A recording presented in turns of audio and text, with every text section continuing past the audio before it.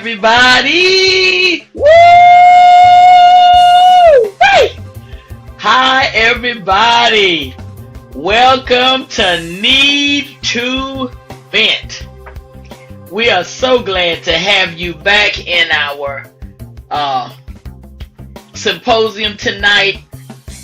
And you know, I'm always up here. I love Need to Vent. Do I love Need to Vent, honey? I love Need to Vent.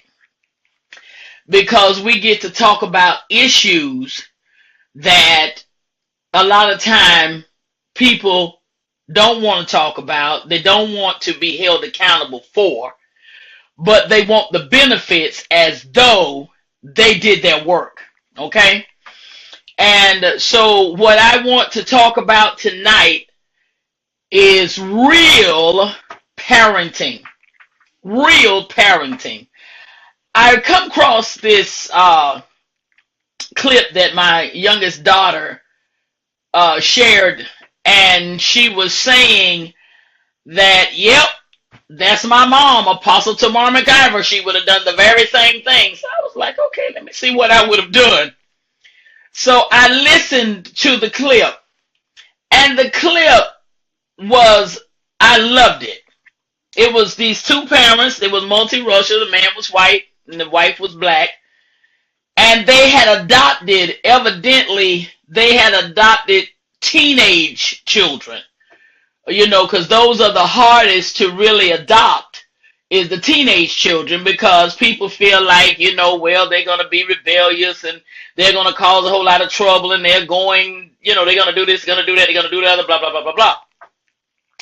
But this couple adopted 3 teenage girls, and one of the daughters went to college, and the parents was paying for it. I mean, she wasn't scared to say that she made mega money, you know, and that she's paying for the college tuition, you know, and she didn't send her daughter up there to be fooling around, not on her dime, okay? And so come to find out, 3 days, can't find the daughter. Calling, texting, father calling and texting, well, the daddy, because that's not the father, but the daddy. Daddy calling and texting, no response from the child, from the daughter. And so they are I think they said they're 20 minutes away, 25 minutes away. When the daughter looked up, mom and dad was on the campus. And from the way the clip went, I would have loved to have been a fly just flying around just to see that. Because the mother let it be made known. You're my child. I have adopted you. I don't want you to think that you can just do what you want to do, and I'm not going to have an input, about it, especially if you're doing wrong. And I sat there and I looked at that and I laughed after I listened to it, because I agreed with my daughter. Yep, that's something I would have done. Can't find you? Oh, they ain't calling the KPD. Ain't calling whatever, we call it KPD because we in Kinston. But whatever city you're in, no, I'm not calling the cops. I ain't calling the campus police. I'm going to find you myself. And you going to know the next time I ring that phone and you don't answer. Oh, yeah. Yeah, we going to find out about that. But what she was doing was, she was establishing a rapport with her daughter to help her to understand, I know you have been in all these other homes and you were just left to do what you want to do and nobody didn't really care. But I want you to understand something. You with a different family now. We spending money on you because we care. And when I can't hear from you, no, are you on the brain? What's going on with you? What have happened with you? Who's got my child? No, I'm a real parent. I am a real parent. I sat there and I said, I said, you know what? I said, this needs to be talked about more and more and more. We are living in a day. Now, you can say to me, that I'm old school. I am. You can say to me that, well, that kind of stuff don't work today, but it does. And I'm going to say to you, yeah, it does. It works. Okay? Your child is your responsibility. That is a gift that daddy gave you. And let me stop right quick and say that I see folks coming on. How are you all doing? Thank you for joining me tonight. I don't know who the first name is, but I do see, but thank you for coming on. I see Sheila, Glenda. Hi, Apostle Newsom. Bless your heart. I enjoyed being with you all. I did. Now, it is your responsibility to love the gift that the Father gave you. Can you imagine how many parents cry because they cannot have a child? They've tried and tried and tried and tried, and they cannot seem to conceive. Here you just lay down and bam, you pregnant right off the bat. Then the Father gives you a gift from him because he births purpose, opened up your womb, allowed you to birth his purpose in the earth, and then you take the audacity not to train it in the way that it should go. Now let me tell you what the word says. Hi, LaShonda. Let me tell you what the word says. Proverbs 22:6. Train up a child in the way they should go, and when they are old, they will not depart from it. Now that's word. We got to do scripture. Scripture. That's scripture. Proverbs 22:6. Train up a child in the way that they should go. Now, it didn't say they were going to go that way. It said train them up so that they would. Now, Harissa, if your parent has trained you, okay, you can testify right along with me, because Lord knows, Overseer Addie Prince, my mom, she didn't let you get it within an inch of sin. I'm telling you, I didn't really get to doing some stuff until I was 28 years old. You weren't going to do it, right, Overseer Addie Prince? No, you won't. She was going to come at you. She didn't care if you were grown. She didn't care if you were a child. She felt like it was her. I felt she was a bully. She was a nice bully, because you wasn't going to do anything on her watch if she could help it. Okay? But today, that bullying, which translated that training, holds me right today. She made sure I knew Jesus if I didn't know nobody else. She didn't care who else I didn't know, honey. Long as I knew Jesus, that's all Overseer Addie Prince was worried about. And let me tell you something. She made sure you prayed over your food. You just prayed, period. You were going to say, you were going to live in the sanctuary. You were going to all-night tarot service. You were going to Bible study. You were going to Sunday school. You were going to prayer meeting. You were going to the revivals. If you were in an auxiliary, you were going to whatever meetings were going on. And you were going to the sanctuary all day Sunday. 3 services. You were going to stay right there. She had food, so you couldn't holler about you couldn't holler about you were hungry, because she had that covered. But guess what? Today, I don't have a problem. Lord have mercy. Y'all about my Bluetooth. You know this ain't Tuesday night. Come on, y'all. Work with me now. She definitely made sure that I knew Jesus. You won't gonna sit up here in Overseer Prince's house. You won't go in the service. Oh, devil is a lie. It wasn't no question. And I never got asked, did I want to go to service? Never got asked. Do you want to go to revival tonight? Or you gonna stay home? Stay home? What's that? You better put your clothes on. Let's go. Today, I watch these children. I happened to look at Dr. Field today.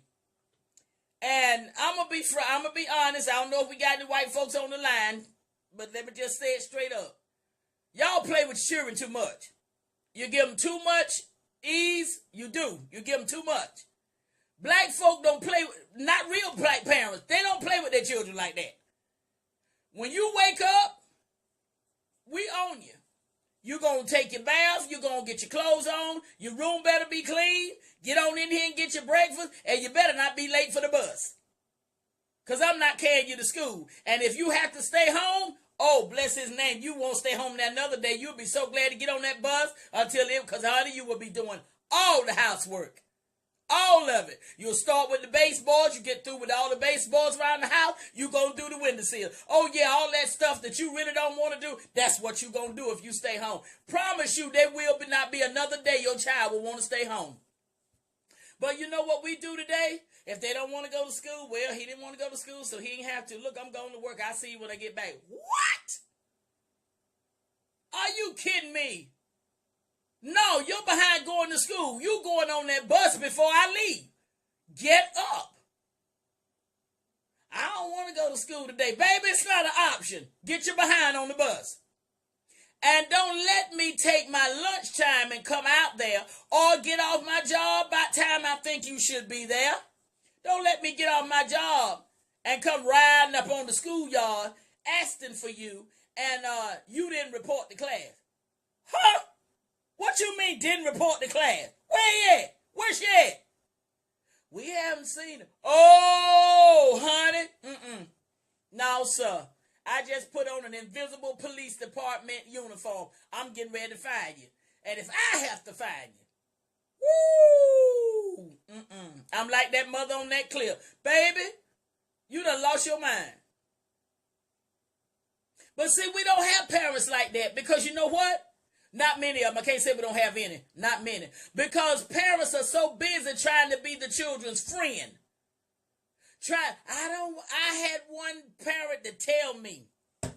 I ate that parent up too. That parent told me, they said, I don't want them to hate me. I said, baby, their name ain't on a mortgage. Their name is not on a light bill. Their name is not on a car note. Their name ain't on no insurance. I could care less. I ain't worried about that.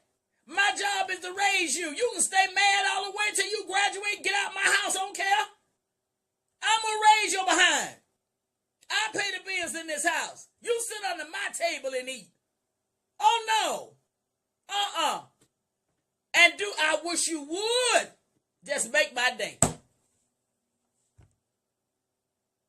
Y'all may have heard me tell it, but I'm going to tell it again. The social service.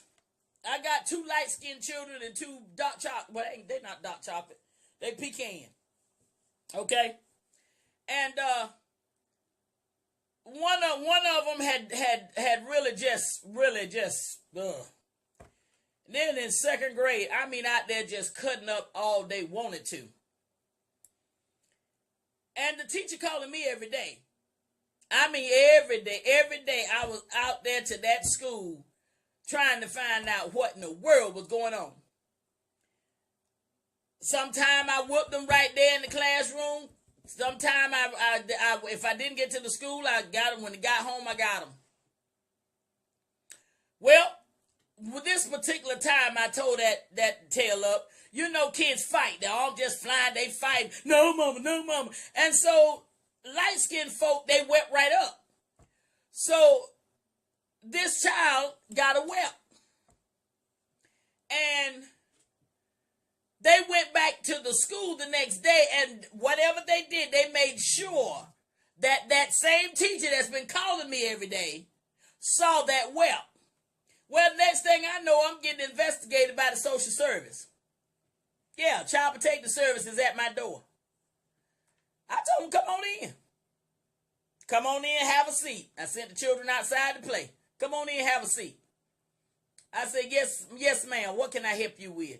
Well, we got reports that of suspected child abuse. I said, oh, you did? I said, okay.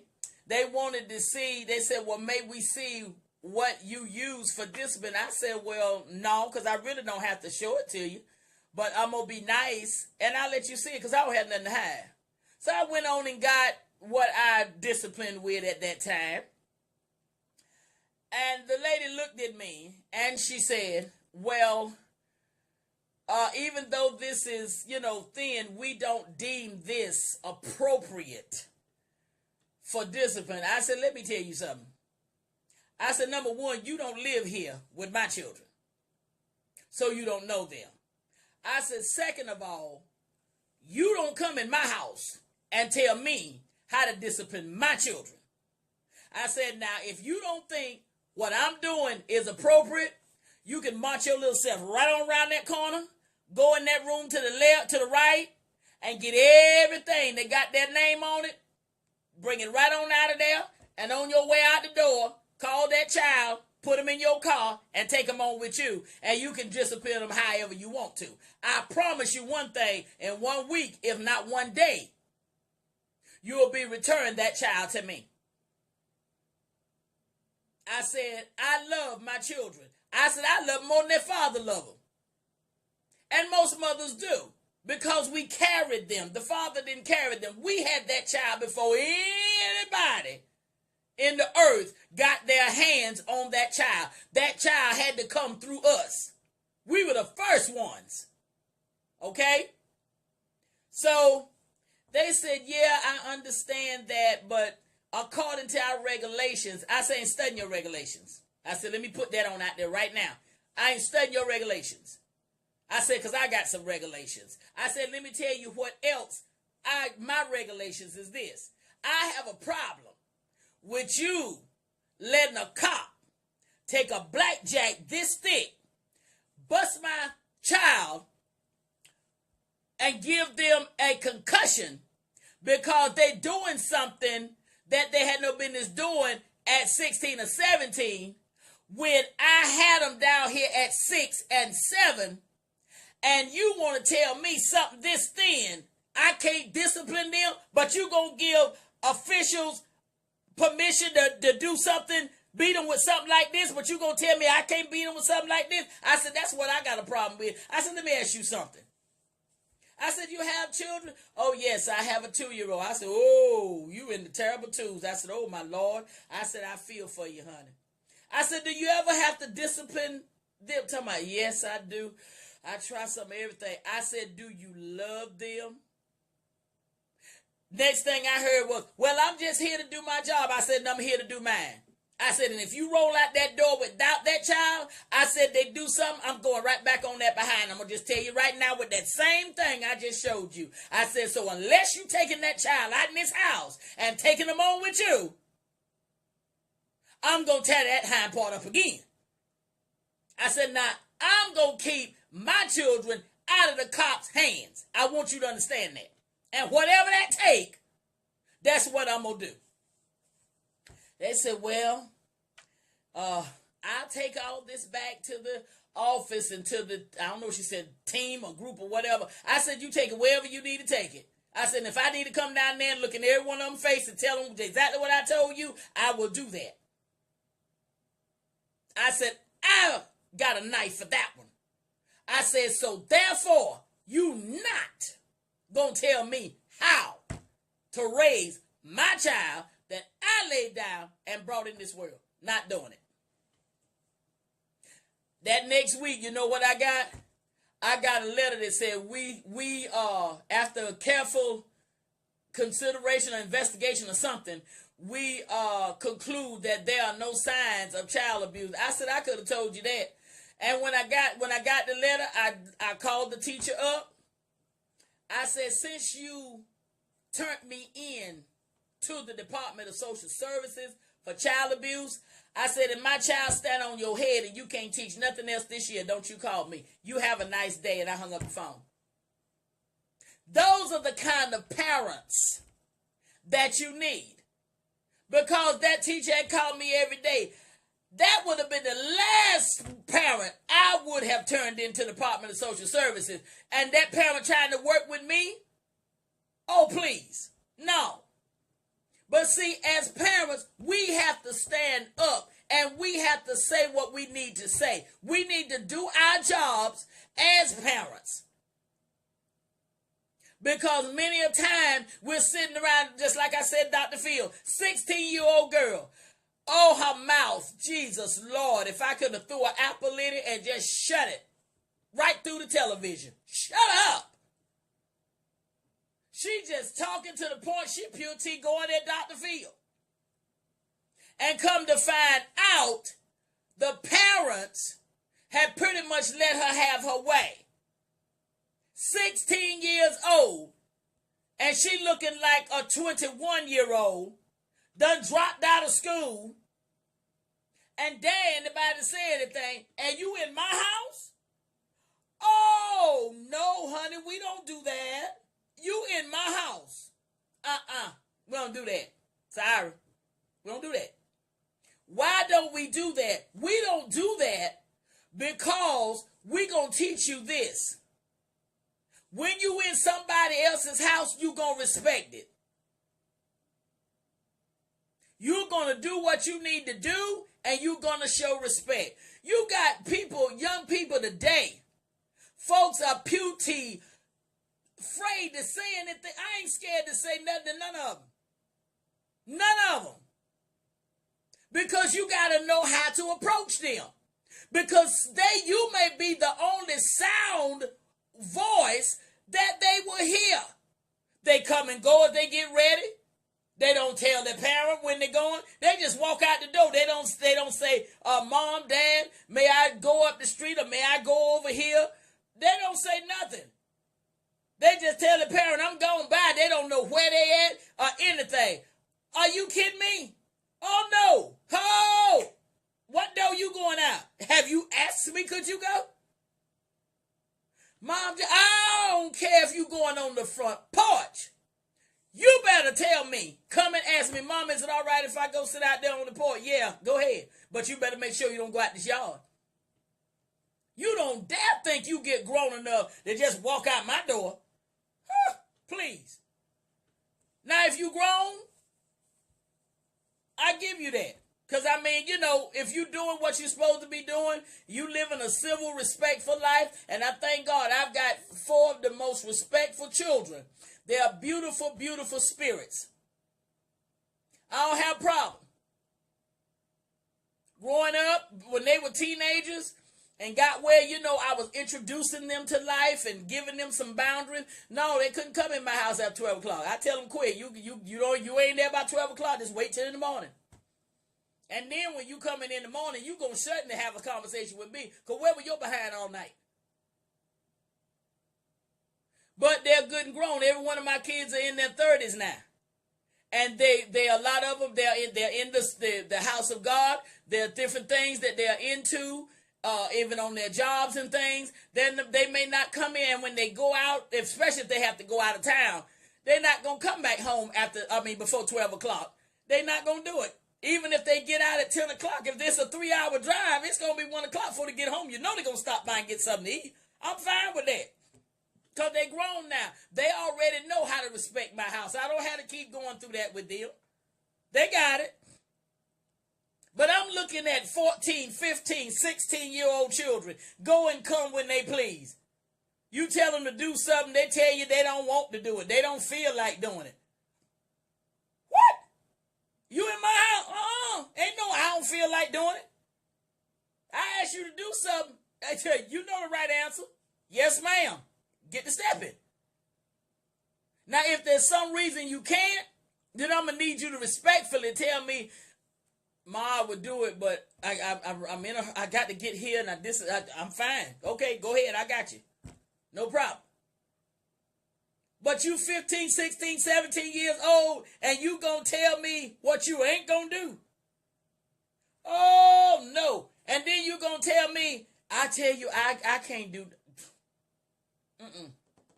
Because see, when you get where you can't do nothing with them, you better put the Lord on them, because I had to do it. I did it. And let me tell you something. Daddy won't 2 weeks handling that situation. When one of them got in high school, they thought, well, now, I'm in high school. Because, when they get in high school, they start thinking they kind of grown, they're getting licensed and they doing different things and, they getting a little more freedom. So they think, they equal with you. Let me tell you something, children. I hope some of you are listening. You won't never be equal with your parent. Never. And I know some parents are just 9, 10, 11 years older than their children. Yes. When I had my last child right across the hall, and I ain't talking about what nobody told me, I'm talking about what I went and knocked on the door and saw and had that child to tell me herself was 11-year-old that just had her little boy too. So yeah, you 11 years old and y'all feel like brothers and sisters. But let me tell you something. Your child will never be equal with you. Never. Don't even put that thought in their mind. Yes, they grown and they can lead their lives, but they better remember you still mama. That's still daddy. Come on here. Then you wonder why they don't have no respect in the community. They don't have no respect in the house of God. They don't have no respect on their job. They can't even keep a job because if somebody tell them what to do, they don't want to do it. They got all this mouth and they ain't going to do it. And then all of a sudden they get fired. You need to go look at you. Because you should have taught them at home, when I tell you to do something, that's not an option, baby. When I tell you to do something, do it. There ain't no if you want to. You get up, you going to the house of God on Sunday morning, and you going to ask your 16-year-old, you going to church? No, honey, no. The only reason why you not going to be in the car going to the sanctuary because your butt going to the job. You got to work on Sunday, and you better hope you there when I get off. When I get out of service. And don't play, because, honey, I let them shout. I shout right out that door, get in my car, and ride to your job. Make sure you there, don't play. You say you got to work, you better be at it. You say, Apostle, that's just too much. No, it ain't too much. And let me tell you what's too much. Too much is in jail. With a life sentence for killing somebody. Too much is in jail. Cause you been a sex offender and now you got a scar on you the rest of your life. Too much is in jail. Because you done robbed and killed somebody. Oh, don't play with me tonight. That's what too much is. Well, I don't know what got in my child. I'll tell you what got in your child. You got slack on your job. Now, let me tell you something. I know there's some good parents. I know some good parents. I mean, they had a good base foundation for their children, and their children still wound up in jail. Let me say this to you. Don't condemn yourself. Don't go around with no guilt. Your child made a decision. They were raised with a good foundation. If they got out there and made that decision to get themselves locked up, baby, that's not on you. Love them and let them serve the time. Because you don't work hard to spend money to keep getting somebody in and out of jail. Well, I can do something. My mama come get me. My daddy come get me. No, I won't. I told all four of mine. I said, I did not raise you to go to jail. I said, if I get a phone call and you in there, make yourself comfortable, honey, because you're staying. I don't go to work and make money to go get you out of jail because I didn't raise you to go. I did not raise you to go. And if you go, you gonna stay. Just understand that you're going to stay. Because you need to sit in there and really analyze, what am I doing in here? What am I doing in here? My mama and daddy didn't raise me like this.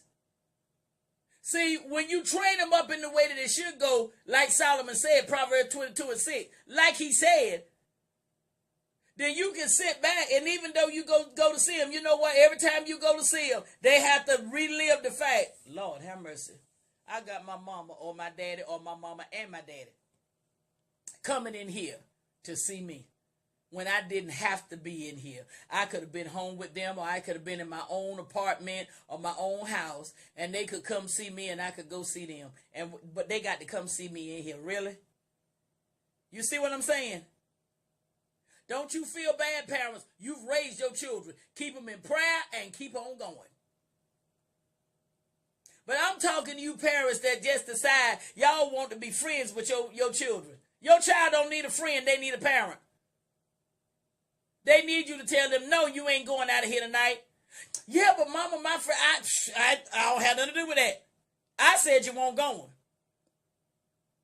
Now get your behind on in the house and let's don't have a drama tonight, because honey, I promise you, you going to be the one messed up because I just go right on cross you. I'm not playing.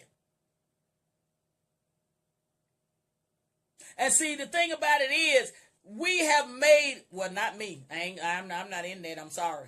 But parents, a lot of parents have made the children feel like they scared of them. Well, I don't want them to call 911, because then they'll come get my children. Let them call. I'm bad as Medea. Honey, when I get through with you, you'll call 919. Let me tell you what my daddy told me. Woo! God rest his soul. He is resting today. But I'll never forget my daddy. This is what my daddy told me. If they gonna come get me, I'm gonna sure give them a reason.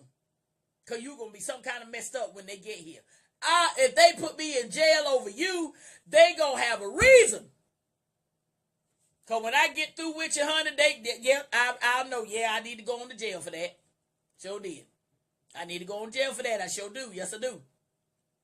I need to go around to jail. My father looked in my face. He said, I will kill you, tell the cops where you're at, and go to jail and serve time for you. I worked too hard. I'm like, okay. What in the world did I do?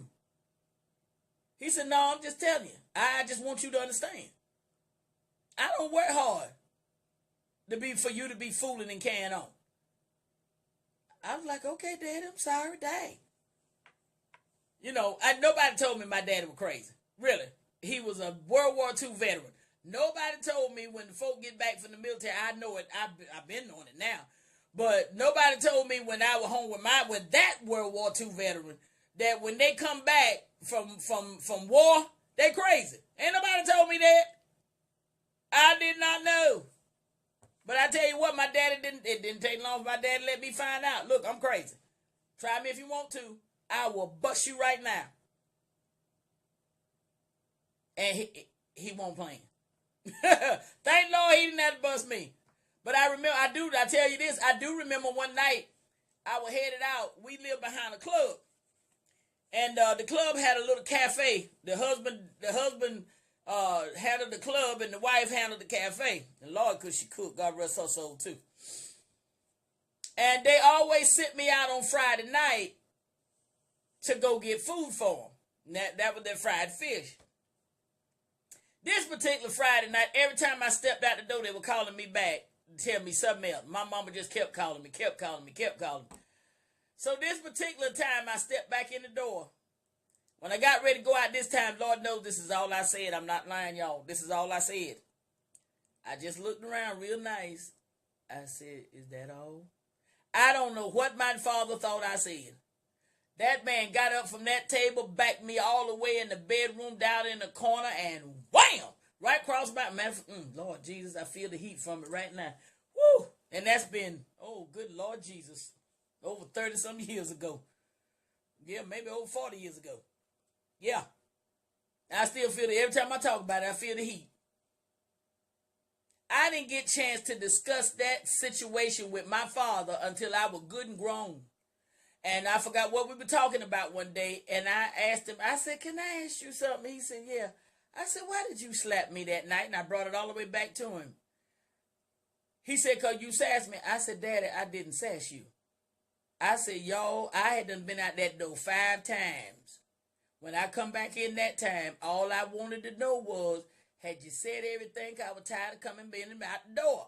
I wanted to go on to the cafe and get your food and come on back. And y'all kept calling me.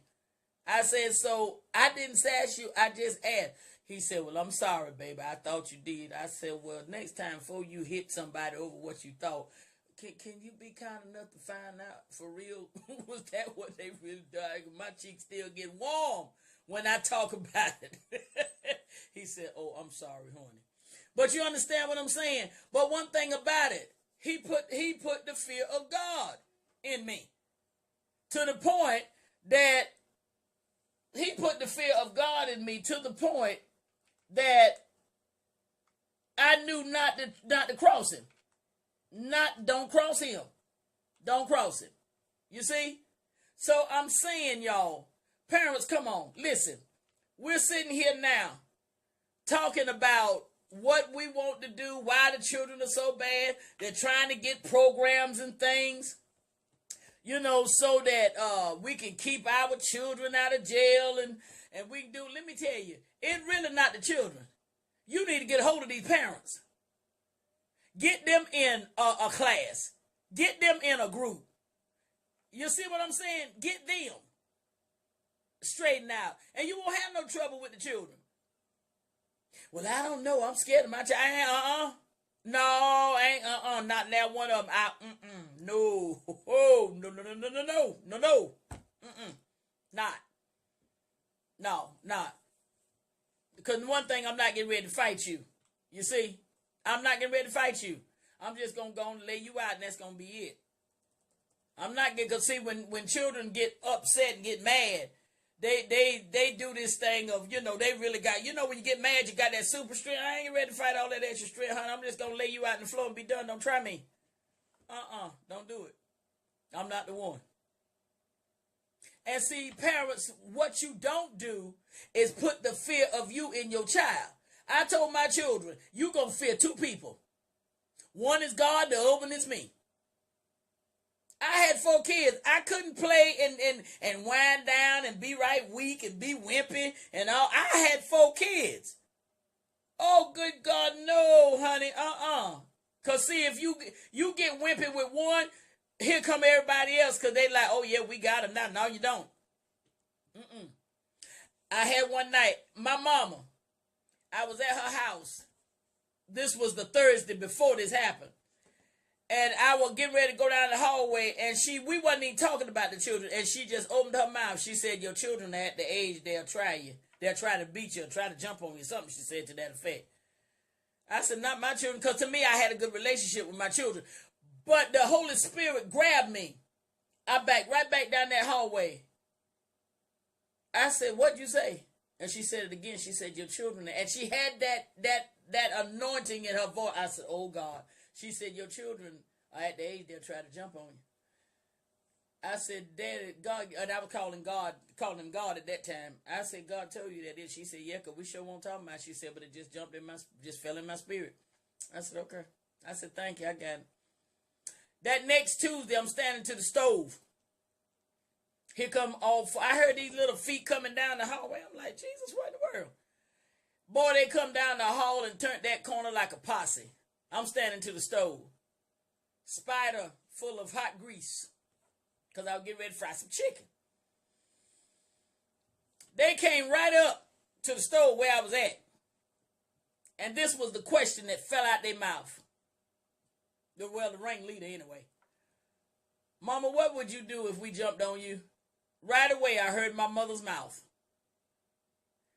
I'm standing there to the stove with my head down. I said, I know good and well these kids would walk right up to me and ask me what would I do if they jumped on me. And the oldest one at that time, I think, was 12.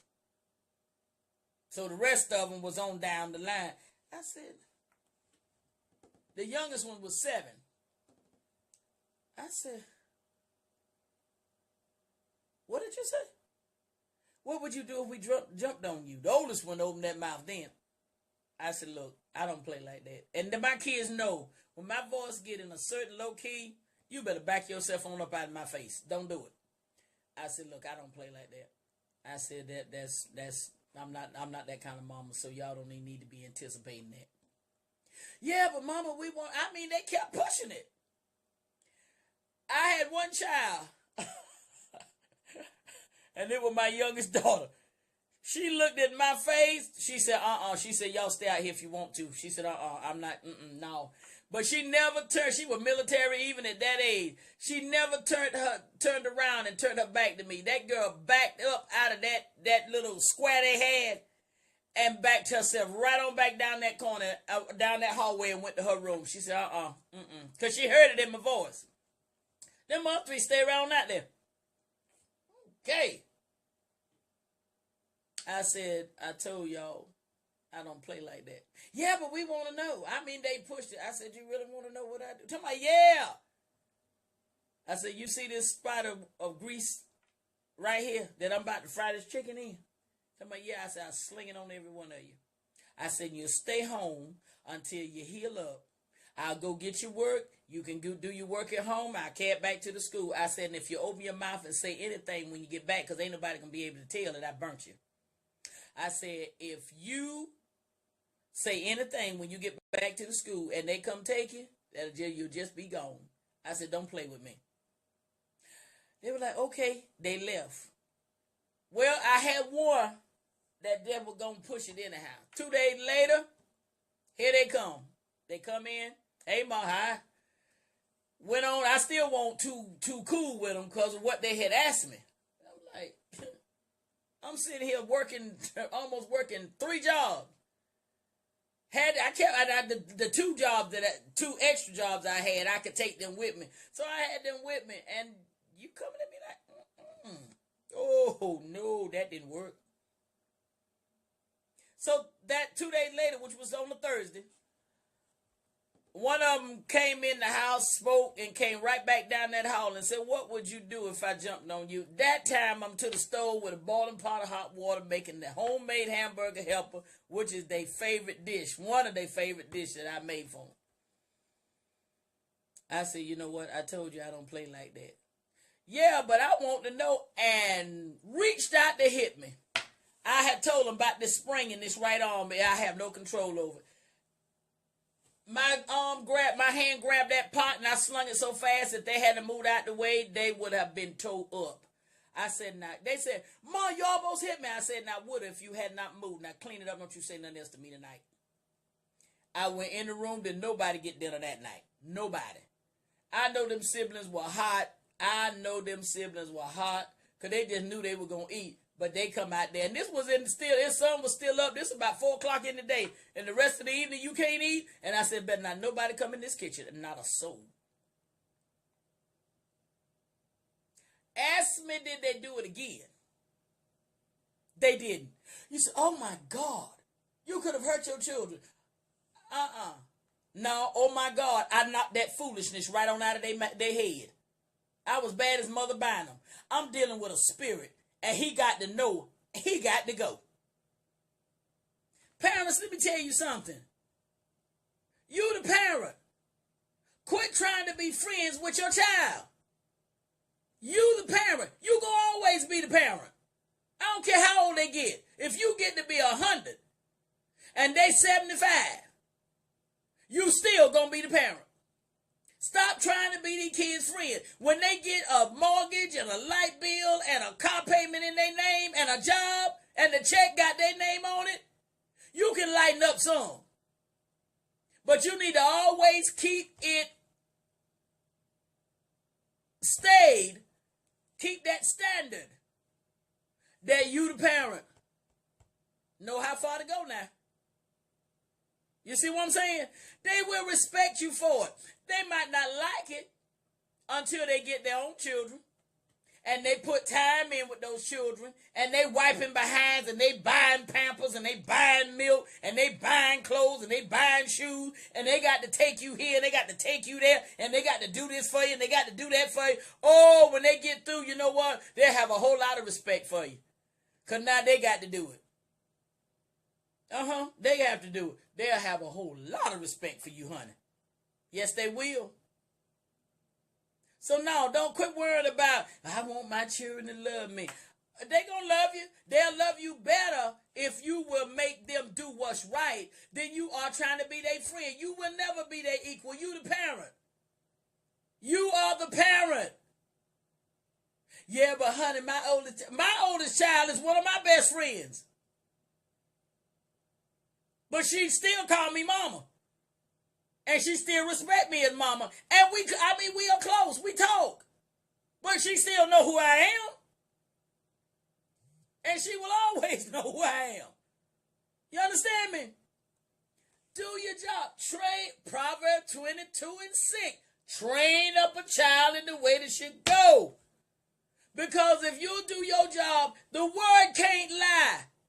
The word cannot lie. Train up a child the way they should go. And when they're old, and old doesn't always mean 70, 80, 90 years old. Old means when they are mature.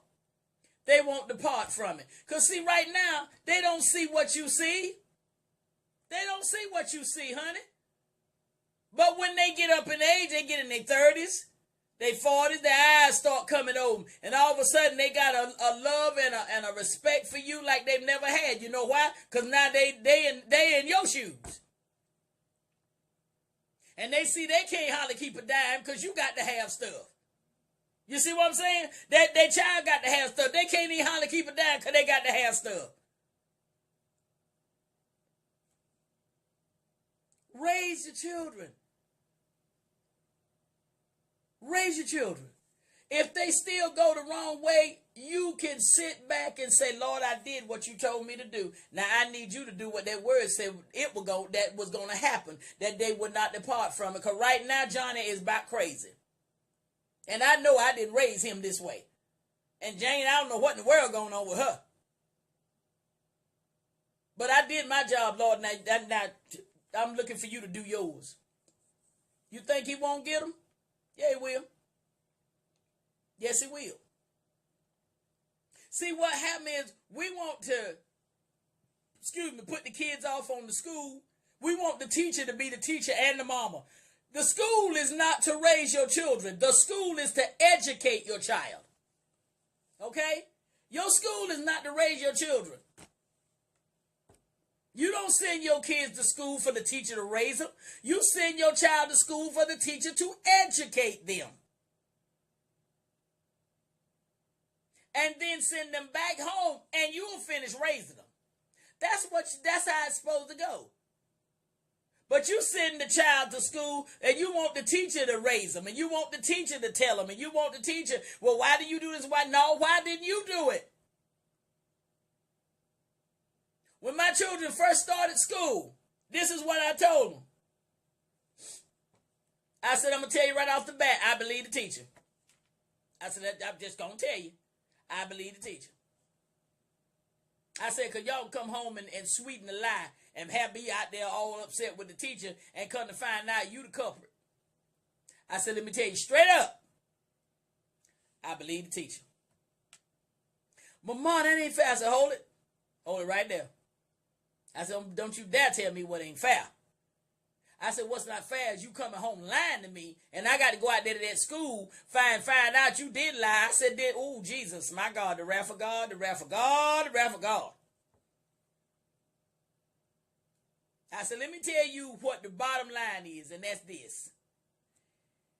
If something happens at that school, you better come home and tell me the truth. That means tell me your part in it and what you did to contribute to what happened and what somebody else did. You better tell me the whole story. I said, because I'm going out there and I'm going to sit down with the teacher and I'm going to find out what really happened. I said, now let me help you understand something. If you come home and tell me what happened and that teacher tells me different and the Holy Ghost let me know the teacher telling the truth, I said, you're going to wish you had told me the truth. I said, but do understand this. If you come home and tell me the truth and I get to the teacher and the teacher start talking and the Holy Ghost let me know she lying or he lying, I said, then that's going to be a different story. I said, I'll handle that totally different and you won't have nothing to worry about. I let them know because some of the instructors, they will say things that are not the truth just so they can get your child in trouble. I'm not crazy. But then I also know kids will come home and say a whole lot of stuff too. And have you out there just blowing the teacher out and come to find out that the child done exactly what the teacher said. And there you out there looking crazy. You done gone out there and told the teacher off and the principal and everybody. Making yourself look real crazy. And your child did exactly what they said that your child did. And when it's all said and done, the child breaks down and said, yeah, I did it, but I ain't want you mad with me. So then now you done gone out there and act the pew fool. Now the folk can see, well, at least we see where the child get it from. You don't want that. You don't want that. So listen. Do your part. Children have a mind of their own, it's true. They gonna go whatever way they want to go is true. And a lot of stuff they gonna do, you not gonna know about it. Unless the Holy Ghost let somebody tell you, or let them spill their guts, or just happen to let you find out. Because I told mine, I said, y'all better know you got a Holy Ghost filled mama. I already done had one. Don't try it. I said, because just as sure as you try it, the Lord going to do one of three things. He going to let me find out. He going to let somebody tell me, or he going to make you come and tell me. I said, but one of them, one way or the other, I'm going to find out. So you don't want to do that. You don't want to do that. Okay? I told him you don't want to do that. So we did pretty good. We had a pretty good time at school. I didn't have to go out there for no foolishness. I didn't. And that's why I can talk. You say, well, you got good children. Honey, I raised them. When babies come in the world, they come in the world like computers. If you don't program them, they ain't gonna work. You gotta program your children just like you do a computer. You got to make sure that you tell them every line. You got to write every line so they'll know exactly what to do. Every line they get to. Every stage they get to in life, they'll know what to do. And if they do go out there and get crazy like some of them do, again, parents, you all that do your job, don't you dare sit there and be guilty. Don't you do that. You know you raised them. Tell the Lord thank you. If anybody want to get in your face about it, you tell them, look, I did my job. I done what I was supposed to do. The Lord got them. And walk yourself right on. Because you don't owe nobody no explanation when you did your job. But I'm talking to the folk that didn't do it. I'm talking to the folk that was so busy trying to be in hot pants and halter tops right along with your teenage daughter. Instead of be the mom. And that don't mean your skirt got to be to your toes and your blouse got to be up over your mouth. What that means is be the parent. Dress and look foxy. Ain't nothing wrong with that. But know your position. You are the parent. First of all, your daughter ain't got no business going out there with Daisy Dukes on. What she wear in the house is in the house. But they're crazy folk out that door. And I do thank the Lord right now for my girls. They wear what they wear. But they don't get but so far. You know why? Because one thing, they didn't see me out like that. And number two, I didn't let them go out like that. No, sir, they go out my house, no Daisy Dukes on and no titties out. You kidding me? No, sir. No, cover your mess up. Now they grown now. If that's what they want to do, that's on them. But the training is there. And they ain't but so far. I watches them. Ain't but so far they go. They might go out to a celebration or a birthday party, something like that, and they might have a little something, little more revealing than what it ought to be. But when they go to the house of God or they go to workplaces like that, I got yet to see them wide open, and I'm proud of that. Only thing I'm saying is raise your children. Quit getting mad with the system when you didn't do your job. You could have kept them out the system.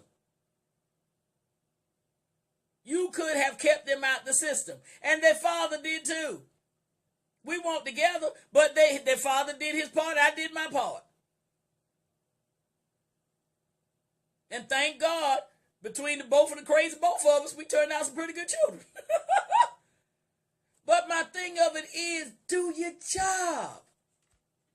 I said we were crazy because we were just going through a whole lot of mess, but we good now. But you know what I'm saying? Do your job. Parents, come on, do your job. Don't sit there and get mad with the teacher and the police and the judge because they doing your child wrong. No. You home and you tell Johnny what to do and Johnny don't do it. Then you going to go out there and go off on the teacher because the teacher tell you, I told Johnny to do this and he would not do it. That ain't my child. My child would. Oh, shut up that lie. He don't even do what you tell him to do at home. And then you don't give him no consequences when he don't. So how you going to go out there and bless the teacher out? That ain't my child. My child do what I tell him. No, your child don't and you know it. Stop all that foolishness. And do what you're supposed to do. God knows it'll work. It will work. I can tell you. I told y'all I come with lessons learned. I know it will work. I'm telling you. I know it will work. But that's all right. You don't know what it is to have a child in jail and you done raised them. No, I don't, and I ain't planning on it. But then you don't know where my children have been. But one thing about it, you know where they are now. They in the house of God. They have a relationship with the Lord. How do you know? Maybe it took that. Maybe it took that to get them where they're supposed to be. I know you don't want like your child being in jail, but suppose that's the only place that God could get their attention. You did your job. No, it don't feel good to have to go and talk to them and you can't touch them and all that kind of stuff. I know it hurts. But you got to remember, all things work together for the good. Lord, if this what it take to get his attention, thank you. Get it, Lord.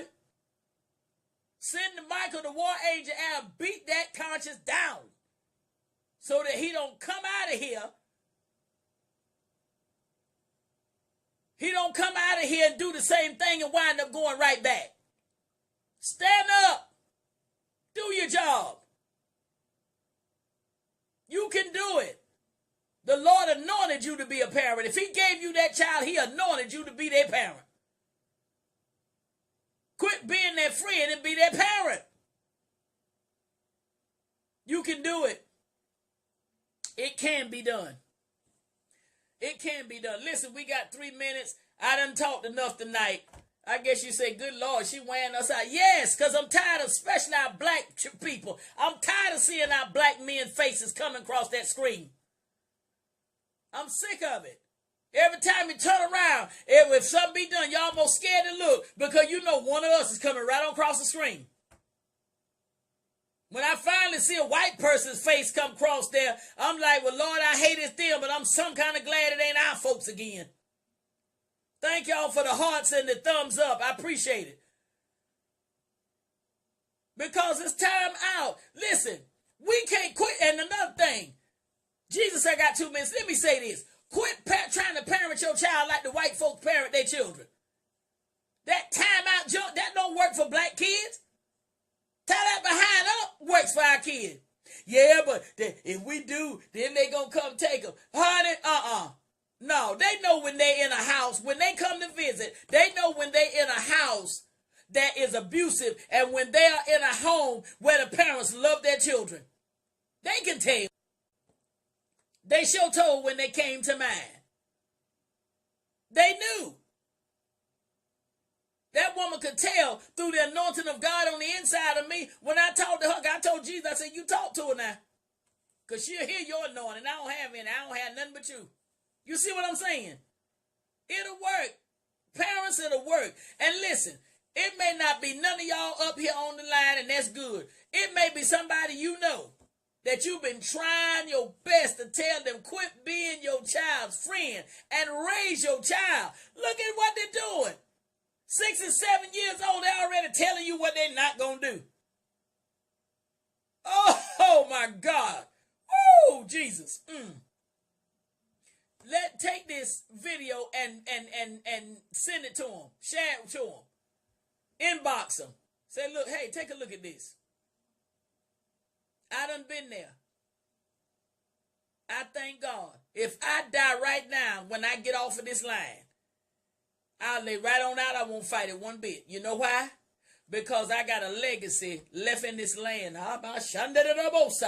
Thank you, Jesus. I got a legacy left in this land. I can go on to Mother Earth and lay right on down and be all right. Because I've got a legacy left in this land. I got 4 beautiful children. And I know they're going to be a blessing to everybody they come in contact with. Oh, other people have sold into their life.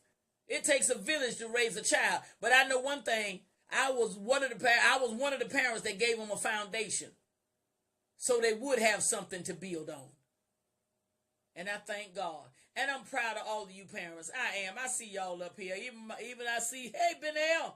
I see some before I see Tick, Minister Kaya, Elder Connie, bless your heart. I see y'all.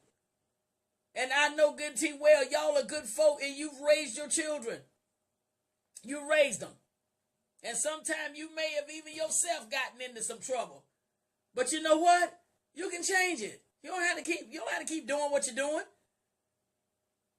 If you done made some bad choices, why come out and keep doing the same thing? Change. Change your habit. Be a light for somebody to let them know don't go that way. Because it's only you're going to get the same result. It's just going to be you instead of me this time. Tell them and then live that life before them. You can do it. Listen, I love every one of y'all. I love you. I love you. I love you. And I thank you. Hey, Deidre. Yeah, I know you do, honey. I thank the Lord. I'm glad that they're where people can love them. And I thank God for that. I thank God for all of y'all that have come and been with me tonight. I'm going to be nice and get off here on time this time.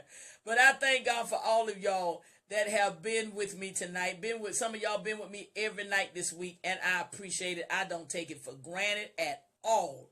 Thank you so much. I love you all. And listen, the Lord is expanding the ministry. And I'll tell you about that hopefully by Sunday. I sure will. I'll share it with you. I bless you. I bless God for all of y'all. Bless you. Have a good rest of your night. Enjoy your weekend. Spouses keepers, I hope to see you Monday night. Love y'all. Bye.